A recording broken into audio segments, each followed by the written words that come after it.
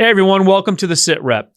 Today we have a very interesting podcast. We're going to talk about bariatric surgery and how it works in the VA. And we're very lucky to have joining us today Dr. Ann Smith, who is the Director of Bariatric Surgery for the Boston healthcare system, which is in effect the director of the whole VA New England's healthcare system, since you guys are the only ones who do bariatric surgery.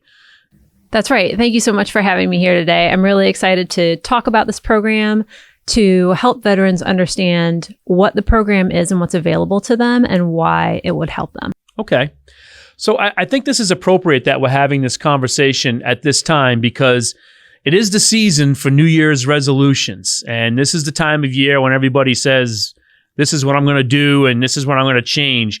So with that in mind, why is bariatric surgery a viable option for veterans? Why should they even think about it?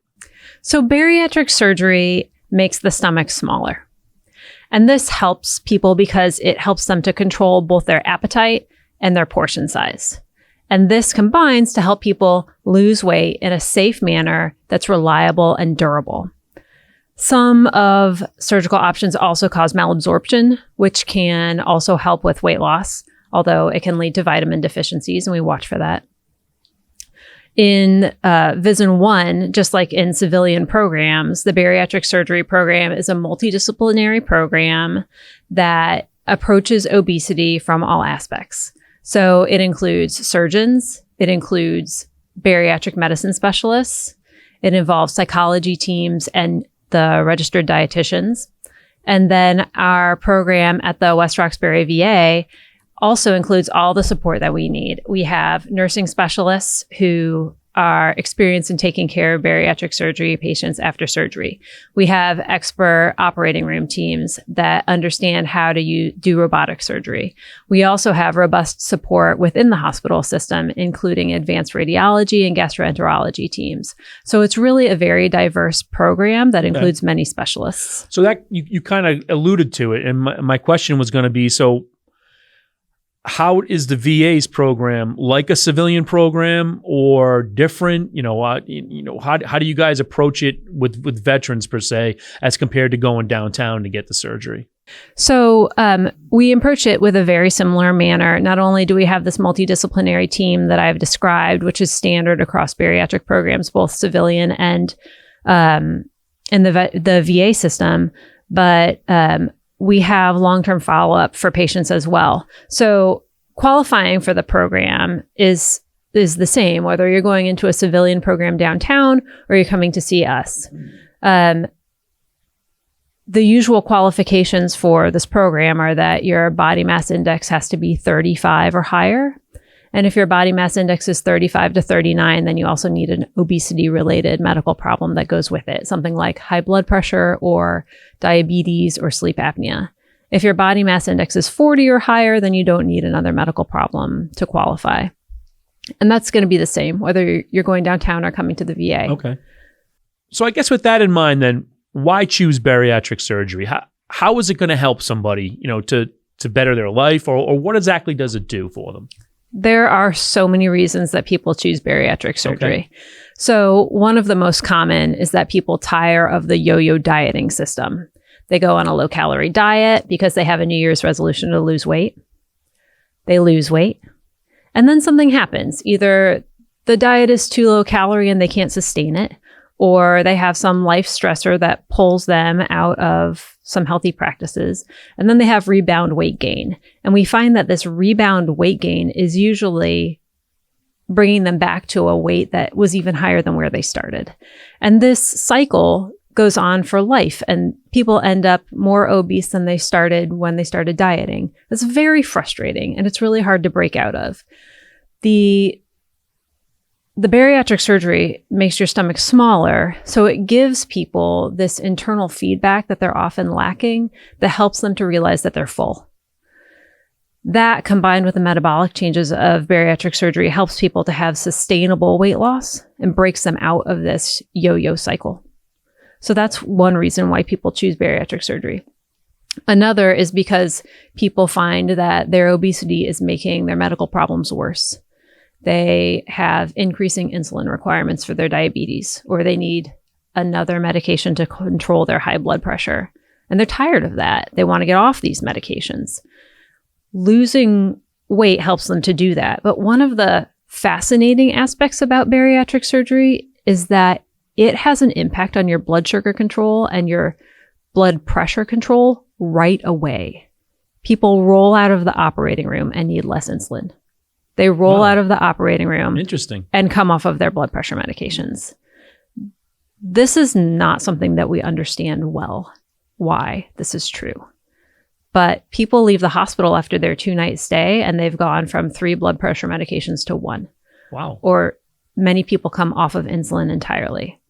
It is an immediate impact for these medical problems, and it lasts.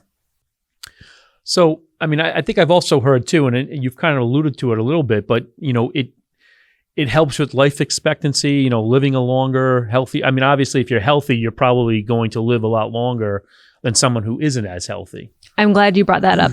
There have been some great studies on long-term outcomes, particularly survivability.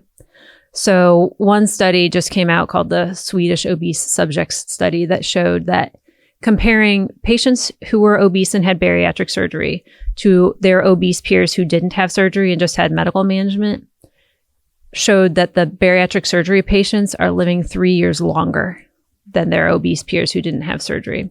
And there's a separate study done just on VA patients that followed people out 10 years. And the survivability after bariatric surgery is much higher than medical management for their obese peers. And it gets even more significant as time goes out. So 10 years out after gastric bypass surgery, patients who had surgery had a mortality rate of about 13.8% compared to the people who didn't have surgery, who had a 23.9% mortality. That's a difference of 10%. Wow, yeah, that's significant. Yeah. That's interesting. The other thing that people talk about is this increased level of energy. And that is another thing that people are looking for when they come to bariatric surgery. It's one of the most common things that I hear at the 3-week visit after surgery. People say, "Doc, I have so much energy. I don't know what to do with it." And this is particularly profound to me as a surgeon at the 3-week visit, because usually after major abdominal surgery, people are tired and they are sore and they're at home watching television. Bariatric surgery patients are really the confounder in this normal behavior after a major abdominal surgery. They're going through major metabolic changes. They're losing weight daily. They're having to put in a lot of effort just to drink enough to stay hydrated. And yet these are the people who have all this newfound energy and feel great. And they want to know if they can start exercising. Interesting. That's good. So with that in mind, then, if a veteran is interested, you touched on this a little bit, but how does he or she qualify? What's the process? What should they do, or what should they be thinking about? The first step is to talk to their primary care provider, Okay. because this is the person that we are really going to partner with to care for the veteran, both in the pre-surgical and post-surgical periods, and for long term. So it's helpful if the primary care provider is on board and then provides the referral to the bariatric surgery program. You can get a referral from other providers, but we like it to come from the primary care doctor. Okay, makes sense. Once we receive that referral, then we review the patient's chart and make sure that they qualify for surgery. So just to recap, to qualify for surgery, their body mass index needs to be 35 or higher with a medical comorbidity from obesity, or it needs to be 40 or higher if they don't have any other medical problems. And then if they qualify, then we invite them to come to an information session. At the information session, they can expect to learn more about the operations that we offer. We offer the 2 most popular operations, the sleeve gastrectomy and the gastric bypass. And we talk a little bit about those in the information session. So just real quick then, I mean, you just kind of brought that up. So what's the difference, and why would you choose one over the other? Is there an advantage? Is there not an advantage? What helps you make your choice? Sure. So first of all, I want to say that all bariatric surgery at VA Boston is done either laparoscopically or robotically. So people are not getting big incisions. they're leaving surgery with 5 small poke holes that are like the width of my finger. The 2 major operations are the sleeve gastrectomy and the gastric bypass. The sleeve gastrectomy basically takes your stomach and turns it into a long, thin tube. This helps with portion control, and it also decreases appetite. People like this operation because it doesn't rearrange the plumbing of their intestines. It's a lower risk operation for that reason. One of the reasons that people might not choose it is that it can bring on reflux after surgery. So people who are starting with bad reflux may want to consider the gastric bypass instead. But people have very good success with the sleeve gastrectomy. They lose weight and they are able to keep it off. The gastric bypass is really the reliable bariatric surgery operation that has been around for decades. So we know a lot about it. But it is the higher risk operation because it involves rearranging the plumbing of your intestines. So we take your stomach and we create a small pouch from it. The rest of your stomach stays there. So it's considered a reversible operation, but it's not something that we do often. Once we've created the small pouch from your stomach, then it needs a way to empty. So we bring up some of your intestine and connect it to the pouch. And that lets the food and drink that you consume get into the intestines through this pouch. Now, it's skipping the upper part of the intestinal tract. And because of that, it's a malabsorptive operation as well. This can lead people to vitamin deficiencies. And so everybody has to take a multivitamin, calcium with vitamin D, and vitamin B12 for life after this operation. But people do really well with it. And it also is a great operation for reflux. So when people come in with both obesity and reflux, it's a good operation to consider. Okay, so interesting. So if you're interested, you should start with your primary care, and then it will go from there. I know in talking to veterans, though, this is always a big decision, and it ends up being a family decision, and sometimes there's obstacles. Family members, obviously they have a personal interest in the veteran's well-being, and maybe are adverse to a surgical alternative. Continue to try to lose weight through programs and stuff. Do you guys work with veterans to help them, overcome the emotional and the stressors of, wanting to do this, but maybe not getting the support they may or may not need? We do. And this is part of the role of the psychology teams to make sure that they are going to have the emotional support that they need after surgery. But this is a great opportunity to talk about what you would say to your family if you're considering looking into the program, because you need your family and friends support, because you're going to change your behavior, and it's a major choice. So we are really a pull yourself up by your own bootstraps kind of society. And that is great. But what we've found is that it really doesn't work with obesity. And that's why people end up in this yo-yo dieting cycle that they struggle to break out of. So this is what I tell veterans to say to their family. You say, I want to lose weight and keep it off. I want to be healthier.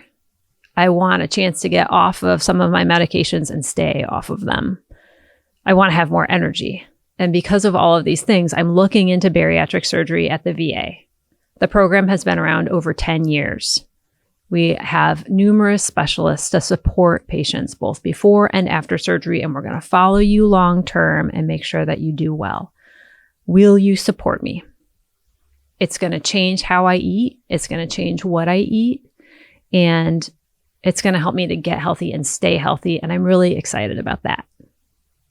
When people focus on the message that we're improving your health, and this is going to last for life, and we're going to stay with you through the process, then I think it's more understandable.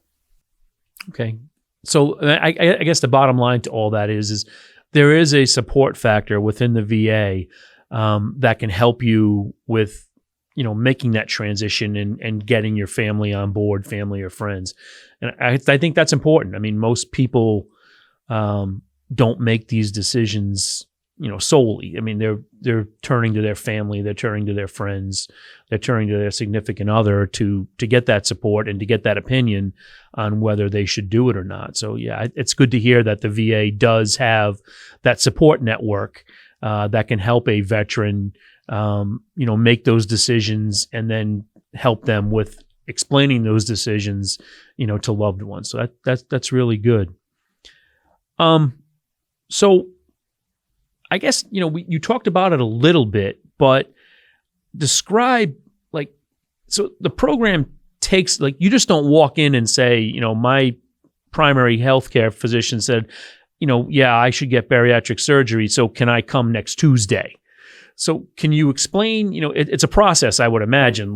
Right. So can you explain the process? Sure. So after you get your referral and you attend an info session, at that same info session, you get a handbook for the program so that you get a sense of how things are going to move forward. But after that, then you're given an appointment to meet with our bariatric medicine specialist. This is a doctor who's going to go through your entire medical record and look at you from head to toe.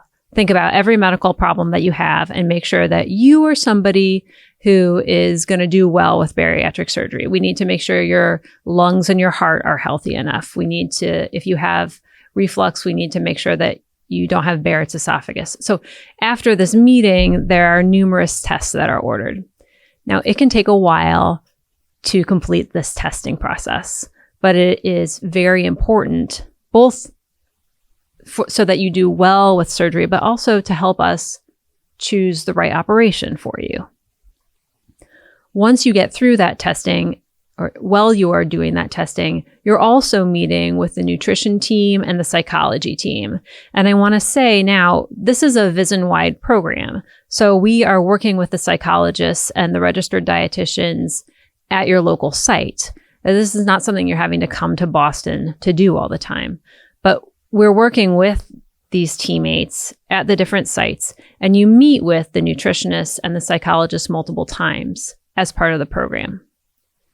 Once they have you to a point where they feel like your mental health is stable and ready, you are psychologically prepared to deal with the social changes that are going to come around with having to eat small meals when you go out with your friends to have something to eat. They want to make sure that you have the education foundation to make healthy choices after surgery. When all of these are in line, then they clear you for surgery. Once that's done, then you meet with a surgeon. So I or my partner, Dr. Sanchez, will go through the veteran's entire medical chart again. We'll make sure that all the testing that was ordered was done, and we'll look at all the results. And when we're satisfied that you're really ready for surgery, then we talk to you about the two operations and help you to choose one that is going to help you to be successful and meet your goals. And then we often are able to offer you a surgery date at that same time. Now, this whole process usually takes an average of 6 months. Okay. So it's not like you come to the info session and you have surgery 2 weeks later. It's a long preparation, and people have to be mentally prepared for it. But I think it's important because it's a major shift in how you live your life. And we want you to be successful, and we want you to keep the weight off long term. And we know that being part of a program like this helps people to do that. Okay, so I think that's a good point. So when you make this decision, you're probably not looking at results from the decision for at least 6 months.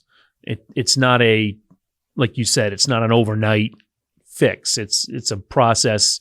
And I think it's important what you said too. It's a process to ensure that the veteran is in the right state of mind and gives them opportunity to change their mind if something comes up or they just, don't feel comfortable about it. That's right. It is a big decision to make for your body to have surgical intervention for obesity. And so going through this program gives veterans a lot of time to think through their decision and to give them time to talk to their family and friends about it and really get comfortable with and be excited about the operation, so that by the time I say to you, do you want to have surgery 2 weeks from now, they are really excited, and I'm excited for them. Okay. So you touched on it a little bit, but I think it's important that we understand, and that is what does the actual surgery entail? I'm assuming you have anesthesia. It's not a local. Oh boy, yeah, that's right. So what can a patient expect? Okay, I've made the decision. We've met. You've given me a date. I show up at the date. On my date for surgery. What can I expect? What's the process like? What's the operation like? Great. So surgery is really a team sport. Okay. And there are 3 major teams. One is the surgery team, so myself and my assistants. Then there's the anesthesia team, and you'll go fully to sleep for surgery. You'll have a breathing tube down your throat, and there will be an anesthesiologist or a certified registered nurse anesthetist with you the whole time that you're asleep. And then there's also a really well-trained nursing team that is making sure that you are safe, that is making sure that everything runs smoothly, that you get the appropriate medications at the appropriate times. So because of that, you come in to the preoperative area and you're immediately surrounded by our team members who are helping you to prepare for surgery and make sure that everything is ready, that all the I's are dotted and the T's are crossed. Okay. Then you roll back into the operating room. And again, their whole team is there. So it's a lot of people. We get you positioned appropriately on the operating room table. We do our safety pauses, and then you're off to sleep. And then a couple of hours later, you wake up and surgery is done. And you go to the recovery room where you meet your recovery room nurses. They help you to wake up, make sure that you have great pain control. And then they start working with you on the education that you've already been prepared for, but frequently it's hard to remember while shaking off anesthesia. And you start to sip on your clear liquids. Little medicine cups are on your table, and you sip 1 medicine cup every 15 minutes. And then we keep you usually for 2 nights after surgery to help you recover and to remind you of this process that we've already trained you on. Usually people are feeling pretty good the next day and they start taking their protein shakes. And we keep them that whole first day after surgery. We want to make sure that patients can tolerate the protein shakes well. We want to encourage them to get up and get walking and not to just be tired. They're tired, but we want you to remember you got to move. So they get up and they get walking. They have the support of their nursing team. The physician teams are coming around to make sure everybody's safe. And then usually by the second day after surgery, around lunchtime, they're going home. Okay. So I guess what's important here is there are levels to meet before you guys are comfortable with releasing somebody to go home. Absolutely. One of the most common reasons for readmission after bariatric surgery across the country is dehydration. And a lot of our patients are coming from far away. So we want to be totally confident that our patients are going to go home and thrive. So because of that, we keep everybody for 2 nights to make sure that they can stay hydrated, that they're doing well with their protein shakes. We make sure that they have the protein supplements that they need at home. And this is all part of both the pre and the post-operative process to make sure people are successful. Okay. So the veteran's had the surgery. Everything's going well. He or she is tolerating everything. Now they go home. What's the typical recovery period, as far as being able to return to work or activities, or, what do you guys stress? How long can a veteran expect to be laid up at home? Yeah. So I usually tell people to take 2 weeks off after surgery. Now, people are having laparoscopic surgery, so they don't have major abdominal wounds, but you are going through major metabolic changes. It is like a job to drink something every 15 minutes to stay hydrated. So you're not getting the nutrition that you used to get. You're working hard to stay hydrated. Plus you're healing from surgery. So I really want people to have those 2 weeks to recover. Okay. Some people go back to work sooner if they have a desk job but most people take the 2 weeks. And sometimes people even take 3 weeks, especially if their job involves heavy lifting. We can't have people doing any heavy lifting for 6 to 8 weeks after surgery because we don't want them getting hernias in their port sites. Okay. Yep, that makes sense. All right. So what else can a veteran expect? So I'm home now. What's the requirement? What's the expectation for things like exercise? My diet. And when does the diet change or increase or what have you? And then I guess the most important part of this is, what's a reasonable expectation for weight loss? I mean, I'm sure every patient's different, but can people lose 300 pounds if they're that big or whatever? What's a reasonable expectation? Those are great questions. So when we send people home from surgery, they're on the stage 3 diet, and that basically means liquids and protein shakes. And they do that for the first 3 weeks after surgery. At the 3-week mark, they have a visit with the surgical team, as well as the nutrition team. As long as they're tolerating everything well, then we advance them to something we call the stage 4 diet, which could be described loosely as a pureed food diet. They continue on the pureed food diet for several months, and then they meet with us again, and also with the nutrition team. And at that point, then we advance them to the stage 5 diet, which is basically a normal diet. And then they stay on that, obviously, for life. So that is how the diet progression works. Your next question was about weight loss. So this varies depending on your weight when you have surgery. Right. The average person has a body mass index between 40 to 45 when they have surgery. And so if you're that average person, it's easier to talk about body mass index points lost. If you have a gastric bypass, you're probably going to lose somewhere between 10 to 15 body mass index points. If you have a sleeve gastrectomy, it's going to be closer to 8 to 12 body mass index points. But there are outliers on both sides of that curve.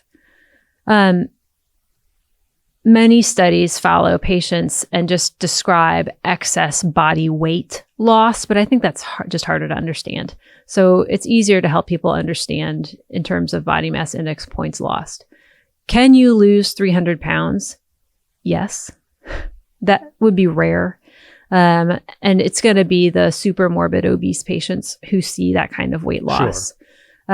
But it can happen. That also requires very significant dedication to calorie counting, but is very doable. So you talked a little bit then, about follow-ups. And as you said, you guys are the regional hub. You're the only place in New England that a veteran can get bariatric surgery. So if I live in a faraway location, do I have to come to Boston every time?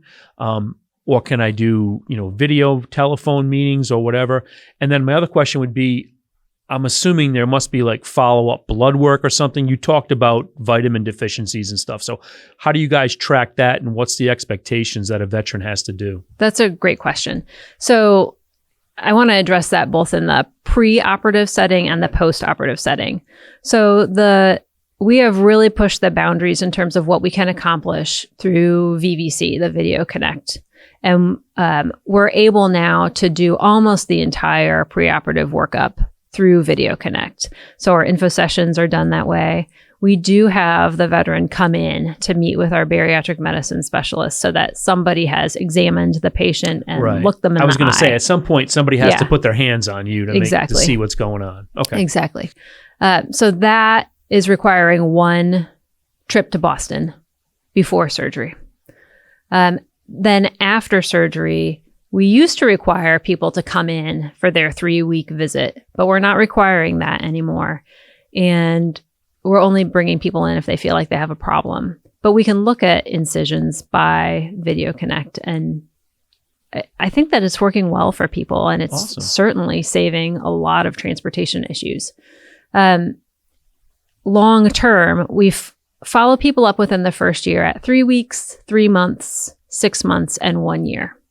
In the second year, we see people every 6 months. And then after 2 years, we see people annually. We check blood work annually long term, but in the first year, we check it every 6 months. Really, for the first 2 years, we're checking it every 6 months. And we're looking for vitamin deficiencies, micronutrient problems, things like that, so that we can supplement appropriately. Okay.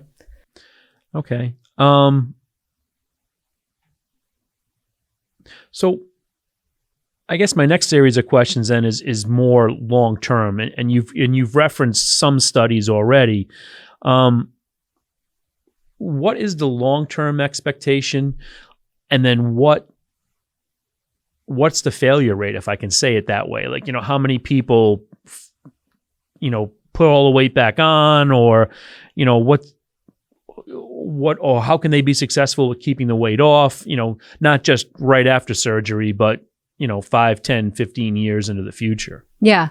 So let me address weight regain and then talk about why some people have failure after surgery. So weight regain is a really important issue because both primary care physicians and potential patients are really afraid of this. And I want to give some people some numbers so that they know what to expect. There's a wonderful study on weight regain in the veteran-only population that just came out. And it shows that after 10 years, gastric bypass patients, only 3.4% of those patients regained their weight to within 5%. We know that 71.8% of patients lost more than 20% of their body weight, and 39.7% of patients had 30% estimated body weight loss after 10 years. So most patients are doing fantastically. They also studied the sleeve gastrectomy. This is a newer operation, so we only had data out 4 years at that point. But for the sleeve gastrectomy patients, they lost an average of 17.8% of their body weight at 4 years. Among these patients, they had higher weight regain. 14.6% of the patients had regained their weight within 5% of their starting weight. So patients have less weight regain if they choose a gastric bypass. We know that some patients after surgery experience problems, and some of these problems are stricture. You can get a stricture either after a sleeve or after a gastric bypass. And these kinds of problems can cause people to change or stray from the prescribed bariatric diet because they're having trouble getting food and drink past some small opening. Because of this, they then develop maladaptive eating behaviors. So when patients come to me after surgery and say, I'm having trouble tolerating the diet and also I'm regaining weight, what's going on? These two problems are usually intertwined. And the good news is that we have ways to manage them. So first we do imaging to look for the stricture, and then we have ways to treat them depending on where the stricture is. Sometimes it can be managed with endoscopic balloon dilation. In rare circumstances, it can require a reoperation. But I want people to know that this is something that is a treatable problem. But they do have to stay engaged with the program and come and talk to us about it. So you talked in terms of 10 years, 4 years out. So how long does it take, or does your body ever reset, in the sense of, are you always going to have that high metabolic rate, or at some point does your body kind of get used to life now and kind of reset you and you can't lose the weight anymore or whatever? People always say I run into a plateau or my body catches up with me and now I'm kind of stuck. Does the same thing apply for bariatric patients? Yeah, this is a great question because it touches on why are people stuck at their obese weight to begin with?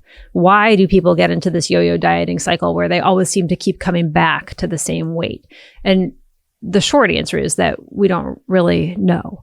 But there's an idea that people have their body set at some kind of weight and they struggle to get past that barrier. One of the reasons bariatric surgery helps is that it really breaks that barrier down, and we think helps the body to reset at a new and lower weight. People do experience a plateau, and that plateau usually happens somewhere between 9 months to a year and a half after surgery. And I explain to my patients that early in the bariatric surgery process, things are easy.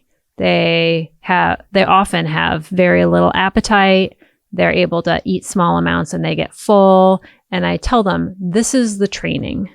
You need to establish your healthy habits now while it's easy, so that when you plateau and stop having this constant positive feedback that you're losing weight and you get to wear new clothes, so that you're ready and prepared to keep your healthy behaviors once the plateau hits, because you are going to hit a plateau.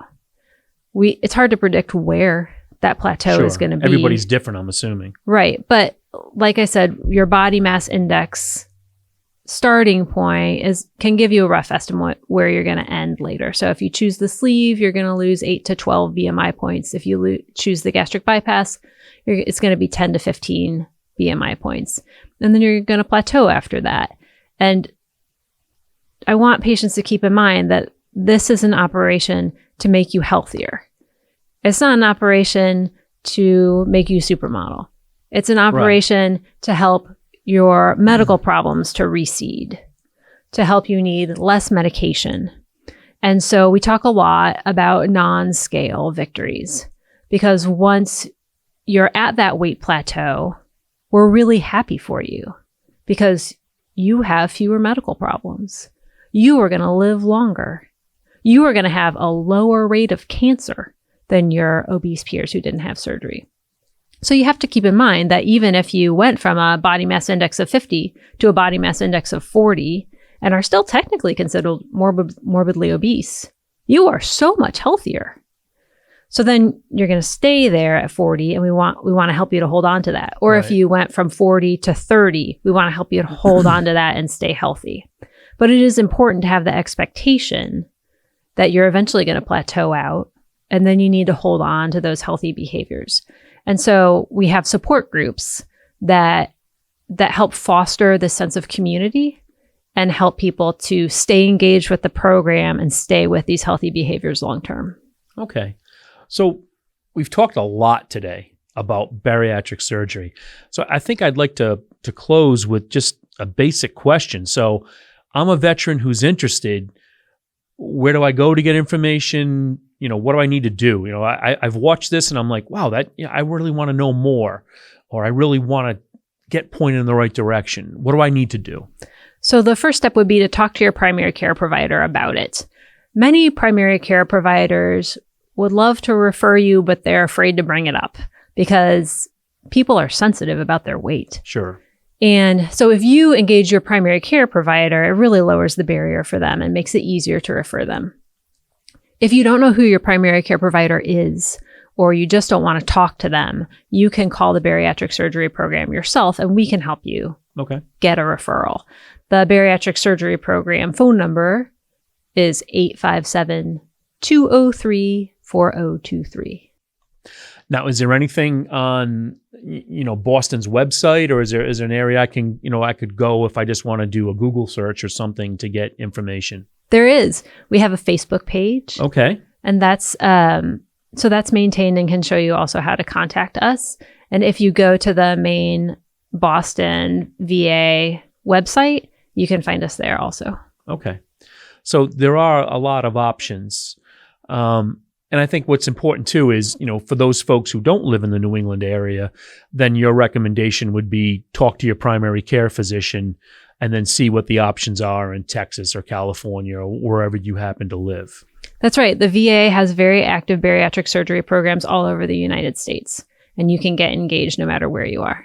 Okay, so I'm sure there's a bunch of stipulations that a veteran needs to meet in order to qualify for the program. I know you talked body mass index, but are there other things like, do you have to lose so much weight to begin with, or what else qualifies you or doesn't qualify you?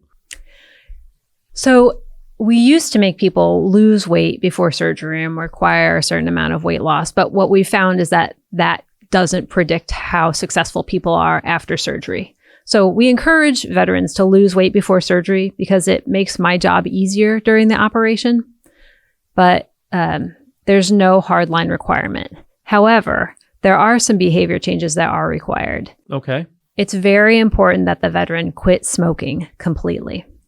For good. For good. Not just during surgery. Not just during surgery. You're You have not to a smoker quit smoking. anymore. Okay, that's right. That's a big ask. That's a big requirement for some people. It is. And we don't just do this to make it a struggle. We do it because if a patient has a gastric bypass and they are smoking, they are at high risk for developing problems at their pouch site, Particularly, we worry about development of marginal ulcers, which can be very painful, and some lead to even perforation and death.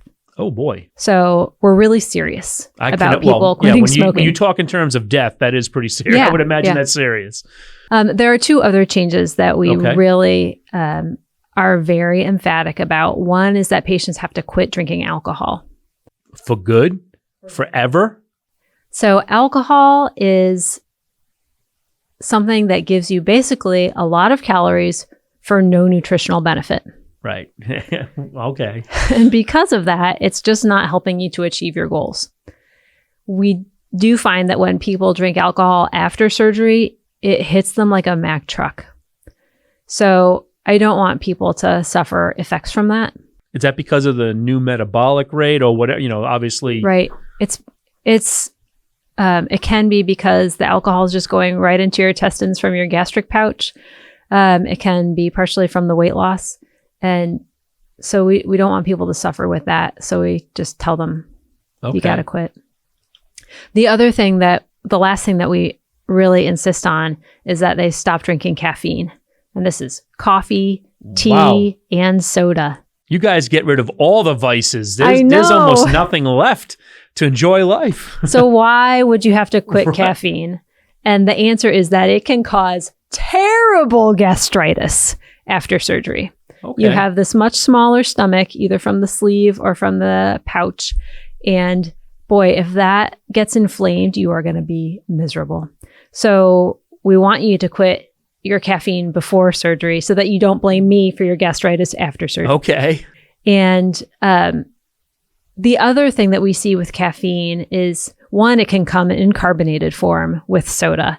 And that is going to make you feel horrible after your much smaller stomach. So people don't tolerate carbonation very well after bariatric surgery.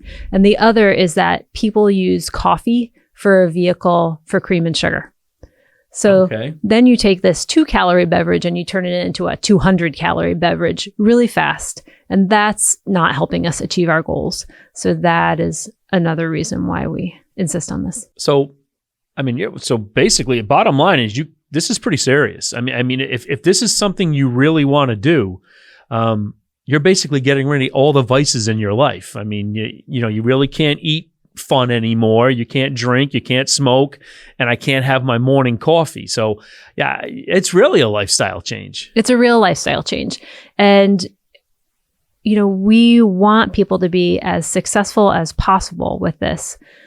And changing your lifestyle before surgery to exclude these vices can also force you to think through this decision and say, what can I do as a reward for myself now that I'm not drinking alcohol or having a piece of cake or having, some fancy coffee beverage? But it turns out there are a lot of great things that you can do for rewards. And this is part of what our psychology team helps you to think through as part of the preoperative surgery program. All right. Well, so this kind of answers another question, like you talked about earlier, why it takes a little while to actually have the surgery. Because I imagine if I'm really a big coffee drinker and at the same time I'm a big smoker, I'm not going to get over that in a week or 2 weeks. It's probably going to take me a little while to successfully beat those so that I'm ready to have this surgery. That's right. Even if you're the kind of person who quits things cold turkey, and I know some veterans are very determined to do so, I want to make sure that 6 months later, you're still not smoking. So I need to see a lasting impact of this decision and make sure that you're going to stay healthy after surgery. Well, this really ties into all of our New Year's resolution topics, because we're talking about quitting smoking and exercise and weight loss. So thank you so much for being here. Is there anything else that, you want to cover that we may have missed? I think one of the things we didn't cover is the decrease in cancer rates. Oh, okay. This is something that was a little bit surprising because studies are showing patients who have bariatric surgery end up with normalized rates of cancer, and they're not just GI cancers. We found lower incidence of cancer in multiple types of skin cancer, pancreatic cancer, as well as colorectal cancer. we know that all obese patients have a higher risk of these cancers. And after bariatric surgery, patients are coming down to having a normal risk of cancer. I think this is probably playing a role with why we're seeing bariatric surgery patients live longer as well. Oh, that makes complete sense. Interesting. Okay, so I think another interesting point, you talked about a little bit about the differences between the VA and having it done downtown, as you said. But is there a better advantage to having it, if I'm a veteran, other than cost? I mean, I know depending on, what type of patient I am, it could be free. But other than that, is there an advantage for me coming to the VA to have this done as compared to going to my local, community hospital? The major advantage in having your bariatric surgery care at the VA is that you keep it within the system. So it is a lot easier for your primary care physician to monitor your progress and to stay in touch with us when we're all in the same system together. It keeps your labs in the same system. You're not having to send records around. Nobody's has to wonder if you had a sleeve gastrectomy or a gastric bypass because they can read the operative note that's in the chart. That's the major advantage to staying within the VA. Well, I think that's an interesting point that a lot of people don't realize is that the VA has a universal health record. So you're right. If I had a stomach issue and I was in Honolulu, Hawaii, the local VA could look me up and basically, as you said, have my complete record and not have to worry about trying to get data in. It's all right there, no matter where I am. All they have to do is just look me up in the system. That's right. We tend to see patients too who move, and we have numerous patients that have moved down to Florida because they got older and it's warmer there. Okay. And the VA in Florida can still read the operative notes. They're not having to deal with the onerous process of hunting down the hospital and getting the medical records. And getting releases signed and all the minutia that goes with trying to understand and read somebody's medical history. Exactly. It's wonderful to have a national medical system where you can go anywhere in the country and your records are accessible. Makes it easy for your doctors to take care of you. Right. That's important. Well, Dr. Smith, thank you so much for being here today. This is a really interesting and important topic that I think is great for veterans to get information about. And for those folks who would like more information, always remember you can go to #theSITREP. You have questions? We have answers. The SITREP is your trusted source for veterans benefits information with expert analysis and interviews with leaders from the field. To find past shows, podcasts, and other content, search #theSITREP on YouTube.